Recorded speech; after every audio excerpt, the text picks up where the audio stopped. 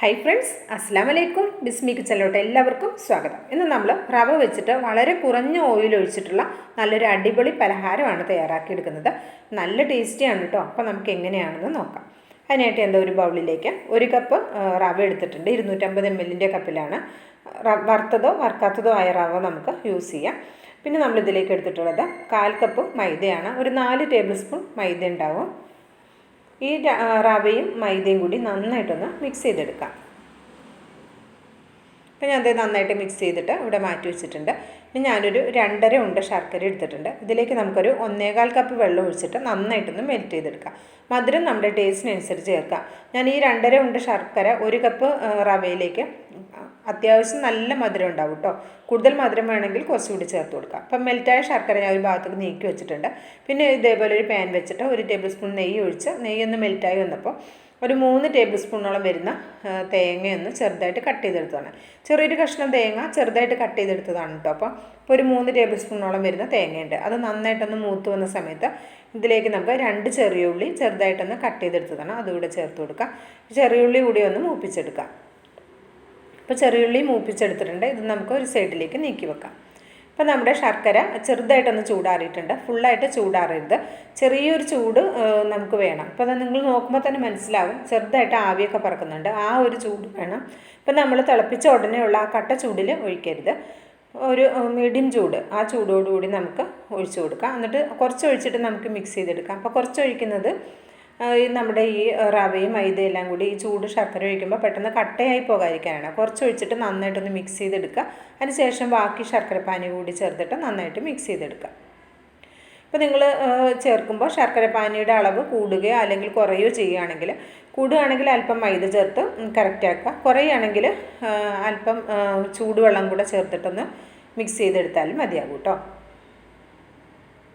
അപ്പോൾ ഞാൻ ബാക്കിയുള്ള ശർക്കരപ്പാനി കൂടെ ചേർത്തിട്ട് നന്നായിട്ടൊന്ന് മിക്സ് ചെയ്തെടുക്കുന്നുണ്ട്. ഇതിലേക്ക് ഞാൻ ഫ്ലേവറിന് വേണ്ടിയിട്ട് ജീരകമോ അങ്ങനെയൊന്നും ചേർത്ത് കൊടുക്കുന്നില്ല, ഏലക്കയൊന്നും ചേർക്കുന്നില്ല. നമ്മൾ ആ നെയ്യിൽ മൂപ്പിച്ചെടുത്തിട്ടുള്ള തേങ്ങയും ഉള്ളിയും മാത്രമാണ്. ഉള്ളിയുടെ ഫ്ലേവറാണ് ഈ ഒരു ഉണ്ണിയപ്പത്തിന് ഉണ്ടാവുക. നല്ല ടേസ്റ്റിയായ ഒരു പലഹാരമാണ് കേട്ടോ. അപ്പോൾ ഞാൻ നന്നായിട്ട് മിക്സ് ചെയ്തെടുത്തിട്ടുണ്ട്. ഇനി ഈ മധുരം ഒന്ന് ബാലൻസ് ചെയ്യാൻ ഒരു നുള്ള് ഉപ്പ് കൂടെ ചേർത്ത് കൊടുക്കുന്നുണ്ട്. ഒന്ന് മിക്സ് ചെയ്തെടുക്കുക. അതിനുശേഷം ഒരു നുള്ളു മാത്രം, ഒരു പിഞ്ച് അപ്പസോഡ കൂടി ചേർക്കുന്നുണ്ട്. അപ്പസോഡ കൂടി പോകണ്ട കേട്ടോ. ഒരു പിഞ്ച് മാത്രം ചേർത്ത് കൊടുക്കാം. നല്ല സോഫ്റ്റായി കിട്ടും നമ്മുടെ ഈ ഒരു സ്നാക്ക്. അതിന് വേണ്ടിയിട്ടാണ് അപ്പസോഡ കൂടി ചേർത്ത് കൊടുത്തിട്ടുള്ളത്. പിന്നെ സോഫ്റ്റ് ആകാൻ വേണ്ടിയിട്ട് ചൂട് ശർക്കരപ്പാനി ചേർക്കുന്ന സമയത്തും നമ്മുടെ റവ നന്നായിട്ട് സോഫ്റ്റായി വരും.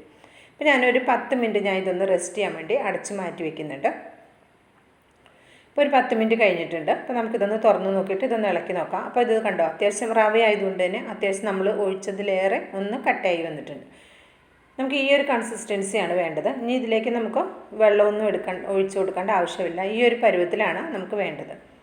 ഇനി ഇതിലേക്ക് നമ്മളിവിടെ മൂപ്പിച്ച് വെച്ചിട്ടുള്ള ഉള്ളിയും അതുപോലെ തന്നെ തേങ്ങാക്കൊത്തും ചേർത്തിട്ട് നന്നായിട്ടൊന്ന് മിക്സ് ചെയ്തെടുക്കാം.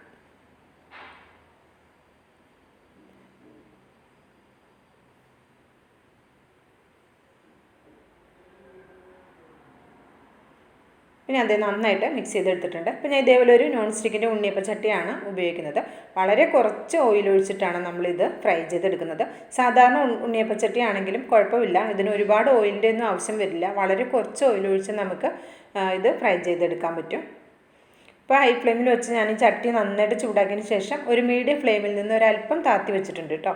അപ്പോൾ എണ്ണ നന്നായി ചൂടായിട്ടുണ്ട്. നമുക്കൊരു സ്പൂൺ ഉപയോഗിച്ചിട്ട് കുറച്ചായിട്ട് ഒഴിച്ചു കൊടുക്കാം. നല്ല ടേസ്റ്റിയായ ഒരു 4 മണി പലഹാരമാണ്. നമ്മുടെ വീട്ടിലുള്ള സാധനങ്ങൾ മാത്രം വെച്ചിട്ട് നമുക്ക് പെട്ടെന്ന് ചെയ്തെടുക്കാം. ഒരുപാട് സമയമൊന്നും നമ്മളിത് റെസ്റ്റ് ചെയ്യാൻ വെക്കുന്നില്ല. ഒരു 10 മിനിറ്റ് മാത്രം ഒന്ന് റെസ്റ്റ് ചെയ്യാൻ വെച്ചാൽ മതി. ഒരുപാട് ഓയിലും ഒന്നുമില്ല അല്ലേ. പെട്ടെന്ന് നമുക്ക് ചെയ്തെടുക്കാം. ചൂട് ചായക്കൊപ്പമൊക്കെ നല്ല അടിപൊളി കോമ്പിനേഷനാണ്. ഫ്ലെയിം ഒരിക്കലും ഹൈ ഫ്ലെയിമിൽ ഇടരുത്. മീഡിയം ഫ്ലെയിമിൽ നിന്ന് ഒരല്പം താത്തിയിട്ടാൽ മതി.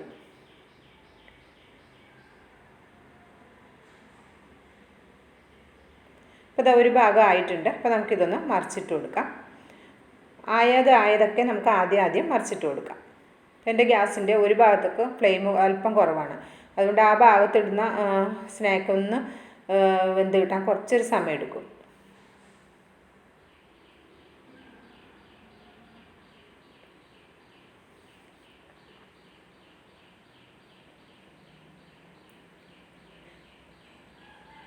ഇനി ബിസ്മി കിച്ചൺ എന്ന യൂട്യൂബ് ചാനൽ നിങ്ങൾക്ക് ഇഷ്ടമാകുകയാണെങ്കിൽ ഒന്ന് സബ്സ്ക്രൈബ് ചെയ്തോളൂ. സബ്സ്ക്രൈബ് ചെയ്യുമ്പോൾ അടുത്ത് വരുന്ന ബെല്ലൈക്കൺ ഒന്ന് എനേബിൾ ചെയ്ത് വെച്ചാൽ നമ്മളിടുന്ന വീഡിയോസിൻ്റെ നോട്ടിഫിക്കേഷൻ നിങ്ങളിലേക്ക് എത്തുന്നതായിരിക്കും കേട്ടോ.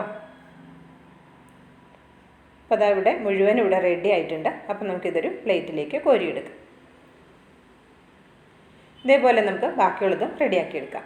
അപ്പോൾ നിങ്ങൾക്ക് വീഡിയോ ഇഷ്ടമാകുകയാണെങ്കിൽ ഒന്ന് ലൈക്ക് ചെയ്യാനും മറക്കരുത്. ഇൻഷാ അല്ലാഹ് അടുത്തൊരു വീഡിയോയുമായി വരുന്നത് വരെ എല്ലാവർക്കും നന്ദി, നമസ്കാരം.